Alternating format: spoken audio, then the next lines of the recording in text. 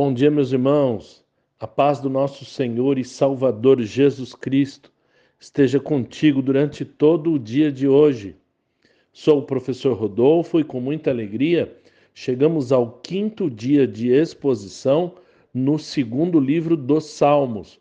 Hoje estamos diante dos Salmos de número 59 a 62. E como de costume, te convido a orar comigo nesta manhã.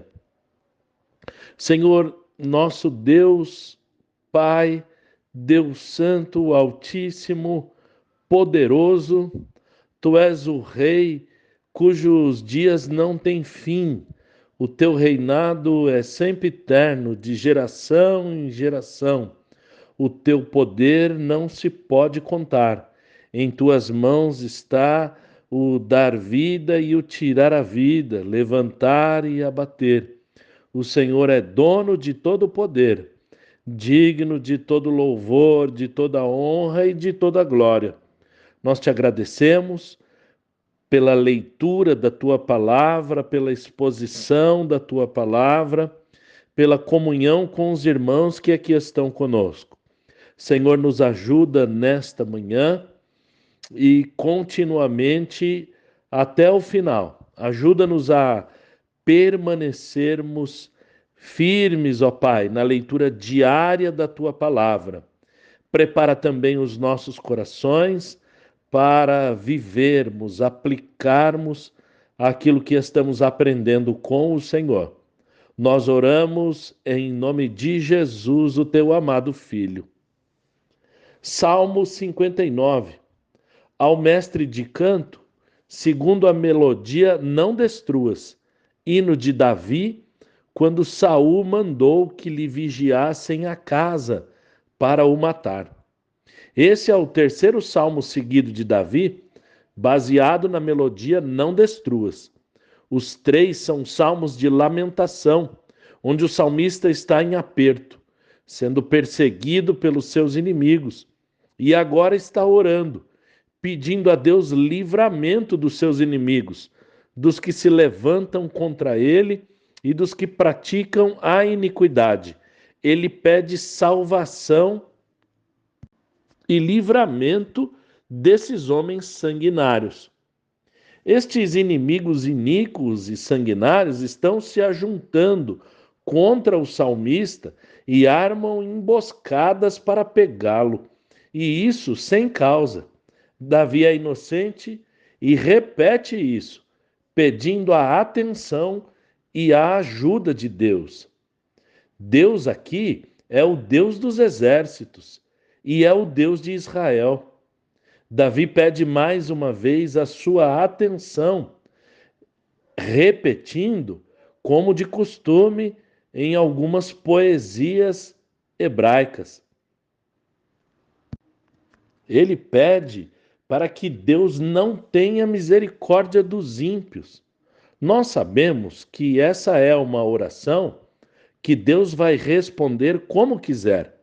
Não devemos nos esquecer de Jonas, que se frustrou ao ver que Deus teve misericórdia dos habitantes de Nínive, e também da frase que Deus falou para Moisés. Em Êxodo, capítulo 33 e versículo 19, terei misericórdia de quem eu quiser ter misericórdia, e terei compaixão de quem eu quiser ter compaixão. Davi segue explanando a maldade de seus inimigos e sabe, por experiência, que aqueles que lutarem contra ele, enquanto ele estiver fazendo a vontade de Deus, seus inimigos serão derrotados. Não tem nenhuma chance, pois estão se levantando contra o próprio Deus, como já comentei. Deus é a força do salmista, a defesa do salmista. Ele é o Deus que tem misericórdia de Davi. Davi implora novamente pelo auxílio do Senhor e continua falando dos pecados dos seus inimigos. Deus reina sobre Jacó. O salmista sabe disso e continua pedindo a derrota e a confusão dos seus perseguidores. Davi promete fazer o que mais gosta: cantar louvores ao Senhor, o Deus que é a sua fortaleza, refúgio, proteção, defesa e sua misericórdia. Salmo 60. Ao mestre de canto, segundo a melodia, o lírio do testemunho, hino de Davi para ensinar, quando ele lutou contra os sírios da Mesopotâmia e de Zobá, e quando Joabe, regressando, derrotou 12.000 edomitas no Vale do Sal. Davi está se dirigindo a Deus, que estava indignado e que fez coisas árduas, rejeitando e espalhando o seu povo. Deus abalou a terra e o povo está atordoado, fugindo da guerra, do arco do inimigo. O salmista pede que Deus se volte para eles novamente, que sare a terra que ele mesmo feriu, que livre o seu povo, salvando-os com sua mão poderosa e ouvindo o seu clamor. O salmo parece ter sido escrito quando Deus havia rejeitado a Saul e o povo ficou em aperto. Foi um período difícil antes do reinado de Davi. Boa parte das províncias e das cidades de Israel não estavam totalmente sujeitas a Deus, espalhados, cada qual fazendo o que era reto aos seus próprios olhos. O Senhor promete que todos irão se submeter a Deus: Siquém, Sucote, Gileade, Manassés, Efraim e Judá. Todos estarão unidos em breve. E sabemos que essa promessa foi rapidamente cumprida quando Davi reinou sobre todo Israel. Deus também cumpriu o que falou nos versos 8 e 9, subjugando os povos inimigos de Israel, Edom, Moabe e os filisteus aqui citados. O salmista termina reconhecendo que se Deus não sair junto com os exércitos de Israel, eles sempre serão derrotados. O salmista pede o seu auxílio mais uma vez, sabendo que em Deus faremos proezas, ele pisará os nossos adversários. Eu quero repetir esse princípio para ficar gravado em nossas mentes. Sempre que estivermos fazendo a vontade de Deus e aquilo que o Senhor ordena que nós façamos, os inimigos que aparecerem para atrapalhar a obra de Deus se tornam inimigos do próprio Deus e, com toda a certeza, serão derrotados os seus intentos.